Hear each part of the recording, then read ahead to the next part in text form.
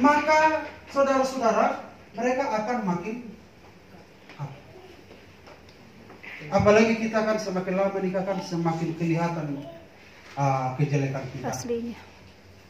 Kalau dulu mungkin kita pakai parfum waktu bayi, anak itu pakai parfum apa? Minyak telur. Ya. Terus minyak kayu putih terus. Minyak Pokoknya harum ya. Nah setelah dewasa apa? Setelah pemuda Rexona ya. masih pakai minyak goreng. Oh dia pakai Rexona. Nah, terus Oriflame. Apalagi minyak wangi. Kalau dia sudah dewasa, minyak wangi yang mahal. Tambah tua makin bau tanah. Untuk mengantisipasi bau tanah ini apa? Dipakailah Fresker masih dipakailah bagus. Apixon. Dipakailah balsam. Iya. Kemana-mana dia pakai. Dia nggak peduli lagi dengan apa? Wangi. Dia hanya peduli supaya nggak masuk angin. Nah, begitu kan? Iya. Karena sudah merosot. Dan mulai pun aroma sudah berbeda. Begitu pengalaman yang suami istri yang belum menikah dan itu nggak mengerti. Nah, tetapi kondisi ini tidak membuat sebuah pernikahan itu retak. Karena apa? Selama mereka berjalan di satu titik berjumpa dengan Yesus, justru semakin akrab. Yes, right. Nah, itu saudara-saudara dalam lembaga pernikahan. Jadi dalam sebuah gereja, dalam lembaga pernikahan, itu yang akan terjadi, ya. Itu yang akan terjadi. Walaupun keselamatan itu pribadi-pribadi dan tidak semua orang bisa berhasil, tapi bagi anak-anak Tuhan yang masih diberi kesempatan, maka perhatikan ini. Orang yang berjalan bersama Tuhan ke satu titik, itu kualitas hubungan semakin berkualitas. Amin, Bapak Ibu. Amin. Perhatikan ini juga kaum muda. Lalu yang terakhir, saya tidak lama-lamanya khotbah biasanya. Kalau mengajar panjang, ya. Kalau khotbah yang singkat-singkat. Yang ketiga, mari kita baca sama-sama. 2, 3, ya. 2, 3 ya. Berfirmanlah Allah, baiklah kita menjadikan manusia menurut gambar dan rupa kita, supaya mereka berkuasa atas ikan-ikan di laut dan burung-burung di udara, dan atas ternak, dan atas seluruh bumi, dan atas segala binatang melata yang merayap di bumi. Amin. Maka Allah menciptakan manusia itu menurut gambarnya, menurut gambar Allah diciptakannya dia, laki-laki dan perempuan diciptakannya mereka. Jadi kalau kita beribadah dengan tulus, maka kita terus diubah hingga menjadi serupa dengan gambarnya. Seperti api tadi, makin dekat kita, pengaruh api itu masuk ke dalam tubuh kita. Suhu tubuh kita makin berubah. Makin dekat, semakin banyak masuk lagi.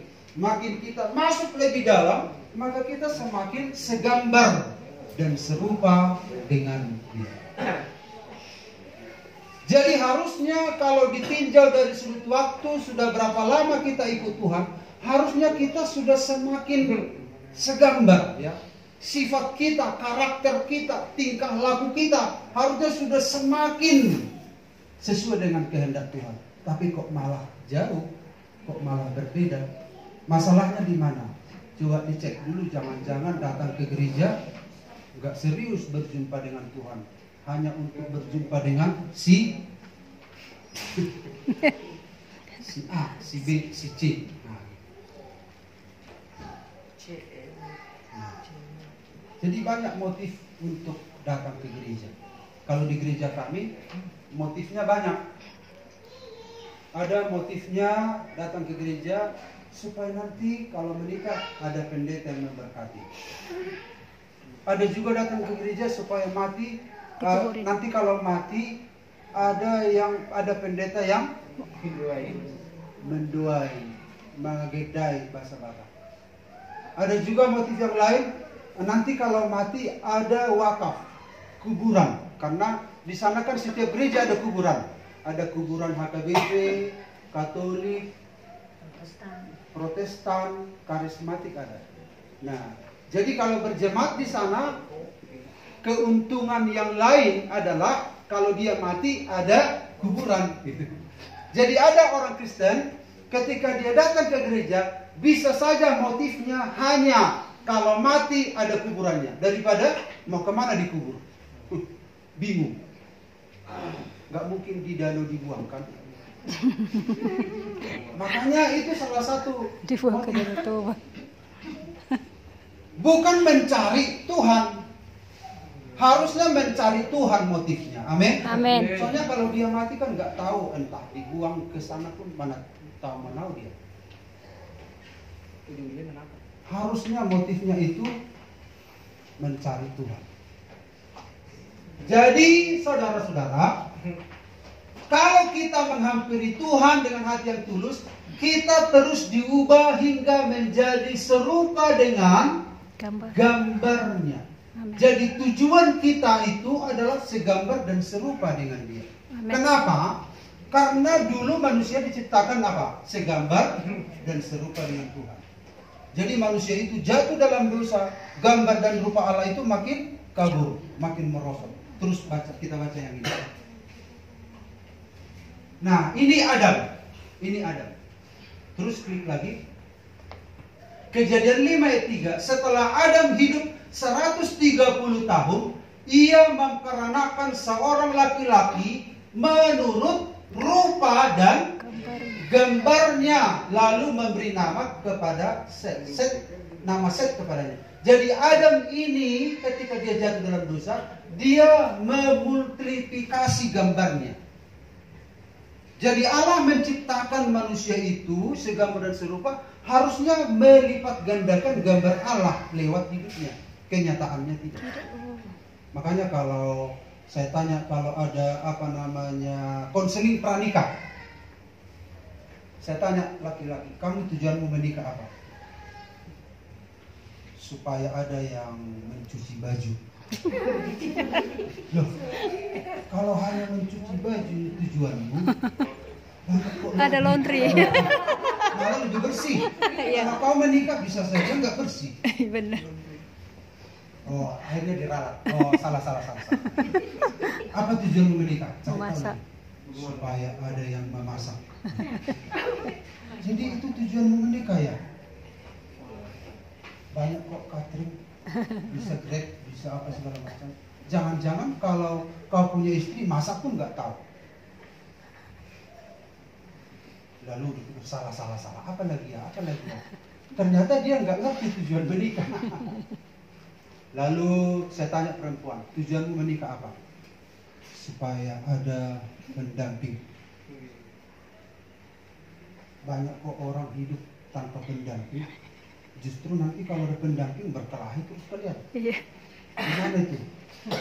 Oh apa ya? Oh iya ya katanya. Iya ya, bisa saja berkelahi ya. Oh ya apa ya? Akhirnya saya tanya lagi laki-laki, tujuanmu apa menikah? Supaya punya keturunan. Kebetulan orang Batak. Saya tanya lagi perempuan, tujuanmu menikah apa? Supaya dapat keturunan. Jadi menyamakan pendapat mereka dua. Betul itu tujuan kalian? Ah serius, pikir-pikir dulu. Iya. Tujuan pernikahan adalah keturunan. Betul itu tujuannya? Iya Pak Pendeta.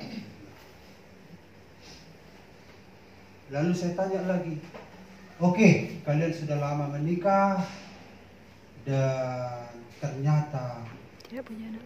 kalian hanya lahir anak perempuan satu.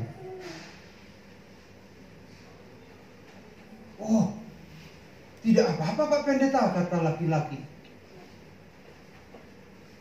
Bagaimana bisa keturunan, apalagi orang Batak? Bagaimana bisa ada keturunan?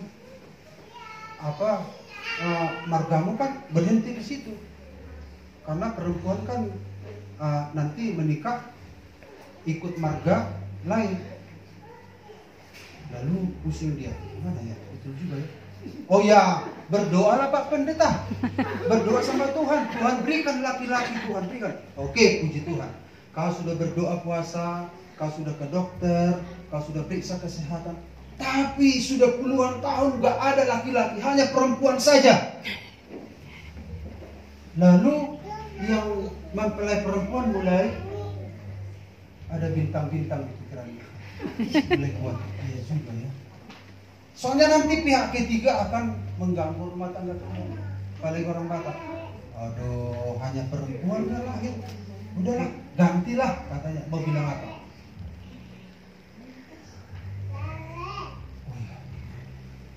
Tapi tidak apa-apa, yang penting ada katanya. Betul? Apakah kau mau mengasihi istrimu seumur hidup walaupun perempuan? Ya nggak apa-apa, yang penting ada. Kalau ada pihak ketiga, marga dari saudaramu yang masa nggak ada keturunan padahal kau kaya raya, siapa nanti pewaris katanya? Gimana? Tidak apa-apa, saya akan terus mencintai istri saya ini katanya. Senanglah istrinya kan. Lalu saya tanya lagi, bagaimana kalau sudah lama menikah hanya satu laki-laki? Oh haleluya, puji Tuhan. Berarti masih ada harapan, puji Tuhan. Haleluya. Yang sang mempelai wanita pun senang kan? Berarti tidak berhenti marganya. Oh iya, puji Tuhan, puji Tuhan. Nah, pertanyaan terakhir. Bagaimana sudah puluhan tahun menikah nggak punya anak? Nggak punya anak. Wah, langsung nggak pernah terpikir kayak disambar petir gitu. Apakah kau mau mengasihi setia sama pasanganmu? Yang perempuan jantungan. Andai kata 10 tahun yang akan datang, istrimu ini tahu bahwa dia bakal diceraikan, hari ini pasti dia nggak mau menikah samamu. Kalau hanya gara-gara anak. Lalu sang mempelai wanita menunggu-nunggu keputusan dari calon suami. Gimana nggak setia nggak? Andai kata. Ini kan andai kata kan kemungkinan, kenyataannya kan begitu kan, tidak semua orang punya anak. Bisa saja terjadi